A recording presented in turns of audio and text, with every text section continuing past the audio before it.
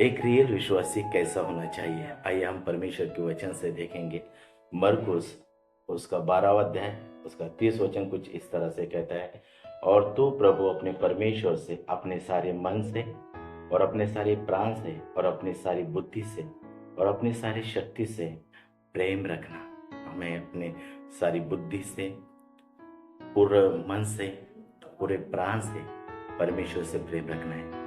तो परमेश्वर का प्रेम हम, अगर जो इंसान हमें दिखता है, अगर हम उससे प्यार नहीं करते तो उस परमेश्वर से कैसे प्रेम कर सकते? पहली बात, परमेश्वर को जानिए कि परमेश्वर कैसा है। परमेश्वर पहली बात नम्र है, प्रेमी है, पूर्ण क्षमा करने वाला हृदय है। क्योंकि परमेश्वर का वचन कहता है जैसा मसीह का स्वभाव था वैसा हमारा स्वभाव होना चाहिए। एक विश्वासी रियल होना चाहिए।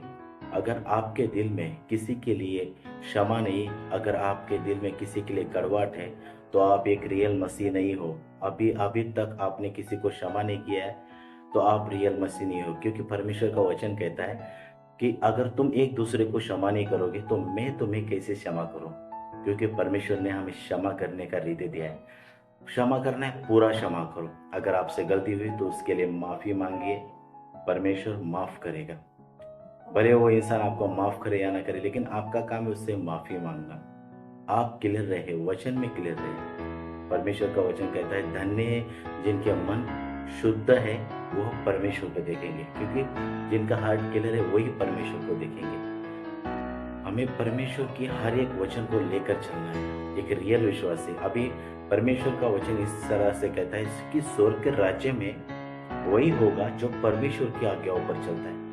तो जो रियल मसीह वही स्वर्ग के राज्य में होगा जो परमेश्वर की आज्ञाओं पर चलता है।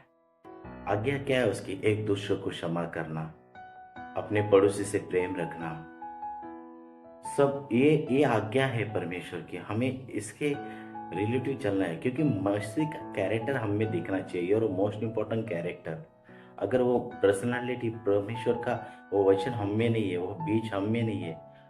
देखो, अगर लोगों को दिखना चाहिए कि सच में ये पहले कैसा था और अब ये कैसा हुआ, सच में परमेश्वर ने इसे बदला है।